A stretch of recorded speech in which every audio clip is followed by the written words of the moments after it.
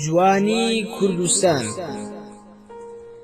گوڵی نێرگز و سەوزی بەهاران گرمەگرمیان دێ لە ئاسمان هەوران هەوای کوردستان لە دەشت و دەران دیمەنی جوانی شاخ و نزاران خاک و مەوتەنم خۆشە بۆ سەیران تێکهەڵی یەک دەبن عاشق و دڵداران وەک مۆسیقایە خوڕەی ڕووباران دەست لە ناو دەستن گشت دۆست و یاران خونچام بۆوە گوڵ و گوڵزاران چای کتری ڕەشیش لەکن مەرداران کاکیشوان لێی ناکڵاندی بەداران